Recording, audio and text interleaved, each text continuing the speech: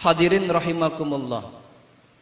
Di dalam kitab Sirajut Talibin bi Syarhi Minhajil Abidin karya Syekh Ihsan Muhammad Dahlan Al-Jampesi Al-Kediri yang wafat pada tahun 1954 Masehi diceritakan terdapat sebuah riwayat bahwasanya suatu ketika Nabi Allah Yahya alaihi salam berjumpa dengan iblis. Di tangan iblis memegang yang namanya mi'laq. Mi'laq adalah semodel besi yang biasa digunakan untuk menggantung daging oleh tukang daging. Lantas Nabi Allah Yahya bertanya kepada iblis, "Wahai iblis, apa di tanganmu dan untuk apa?" Iblis menjawab, "Wahai Nabi Allah Yahya, ini adalah alat gantung yang biasa saya gunakan untuk menggantung manusia. Ketika manusia telah masuk ke dalam gantungan besi ini, maka manusia di bawah kendali saya dan saya bebas melakukan apapun yang saya mau dan manusia akan sukarela melakukan apa yang saya bisikkan." Lantas Nabi Allah Yahya kembali bertanya, "Wahai iblis, apa pemikatnya sehingga kau mudah atau kau dapat menggantung manusia dengan besi tersebut?" Iblis menjawab, "Pemikatnya adalah syahwat, terutama syahwat perut. Ketika manusia makan sampai kenyang, maka pada saat itulah besi ini mampu menggantung manusia dan dia berada di bawah kendali saya," kata iblis. Lantas Nabi Allah Yahya kembali bertanya, "Wahai iblis, pernahkah engkau menggantung saya dengan besi tersebut?" Iblis menjawab, "Wahai Nabi Allah Yahya, seumur hidupmu saya tidak pernah menggantung engkau dengan besi tersebut kecuali satu kali, ketika kau makan tanpa sadar sampai kekenyangan. Saat itulah saya buat kau lemah di dalam ibadah dan zikir kepada Allah Subhanahu wa taala."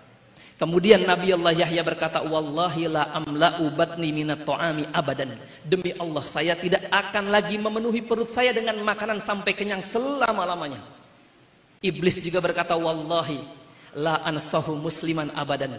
Demi Allah, saya nggak bakal kasih tahu lagi tentang nasihat hal ini kepada manusia siapapun orangnya selama-lamanya. Hadirin rahimakumullah.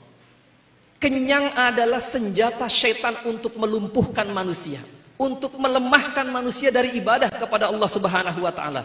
Ketika seorang manusia kenyang, maka dia berada di bawah kendali iblis dan iblis akan dengan mudah, lebih mudah melumpuhkan dan menggoda manusia yang kenyang tersebut. Benar sekali apa yang baginda Nabi sallallahu alaihi wasallam sabdakan yang diriwayatkan oleh Imam Ahmad bin Hanbal dalam kitab Musnadnya, "Ma mala'a adamiyun wi'an syarran min batnih." Tidaklah manusia memenuhi sesuatu tempat atau bejana yang lebih jelek daripada perutnya. Perut adalah tempat yang paling buruk untuk dipenuhi. Lanjut baginda Nabi, cukuplah bagi seseorang makan sesuap dua suap yang bisa menegakkan tulang sulbinya sehingga lincah dalam ibadah kepada Allah Subhanahu wa taala. Seandainya manusia mau lebih dari itu, fathuluthun li ta'amihi wa thuluthun li syarabihi wa thuluthun li nafasihi. Kalau mau lebih daripada itu, maka maksimal manusia sepertiga perutnya diisi dengan makanan, sepertiga untuk minuman dan sepertiga untuk nafasnya. Lebih dari itu, maka dia berada di gantungan besi syaitan yang di bawah kendali syaitan laknatullah alaih. Hadirin rahimakumullah. Al-Imam Abu Abdullah Muhammad bin Idris Asy-Syafi'i, atau yang masyhur dikenal dengan Imam Asy-Syafi'i, yang lahir pada tahun 150 Hijriah dan wafat pada tahun 204 Hijriah, beliau pernah berkata, "Ma syabi'tu mundu 16 sanatan illa marrah." Tidaklah saya pernah kenyang selama 16 kecuali sekali.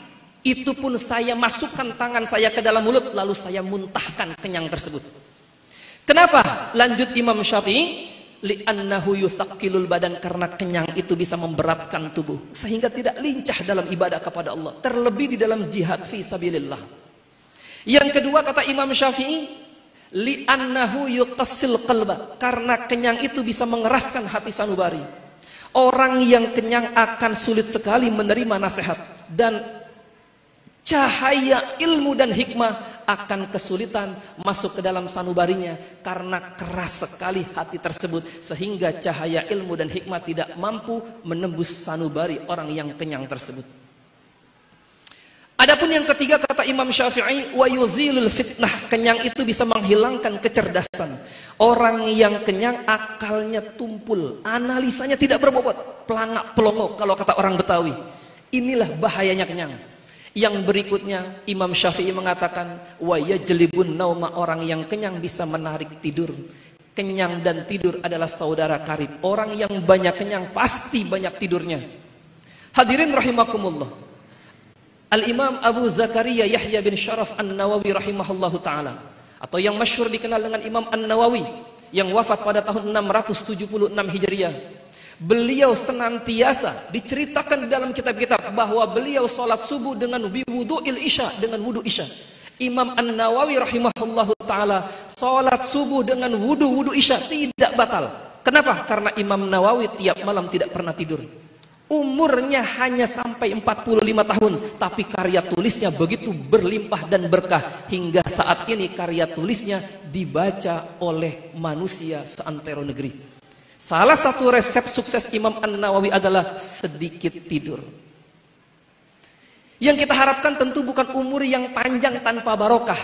Yang kita harapkan adalah umur yang penuh barokah sehingga kita meninggal, sehingga ketika kita meninggal kita bisa mempersembahkan karya-karya yang besar dalam hidup kita, dalam hidup yang singkat ini. Adapun yang terakhir, Imam Syafi'i mengatakan, wa yud'ifu sahibahu 'anil ibadah, orang yang kenyang lemah dalam ibadah kepada Allah Subhanahu wa taala.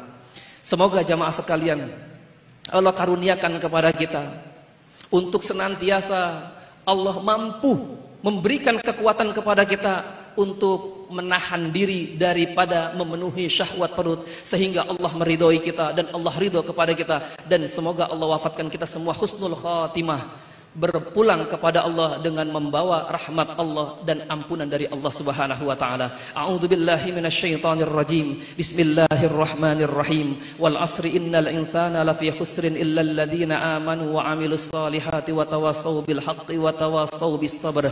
Barakallahu li wa lakum fil Qur'anil 'azim wa nafa'ani wa iyyakum bima fihi minal ayati wadh-dhikril hakim. Aqulu qawli hadza wa astaghfirullahal 'azim li wa lakum wa lisairil muslimin wal muslimat wal mu'minin والمؤمنات فاستغفروه إنه هو الغفور الرحيم. اللهم صل وسلم على سيدنا محمد وعلى آل سيدنا محمد.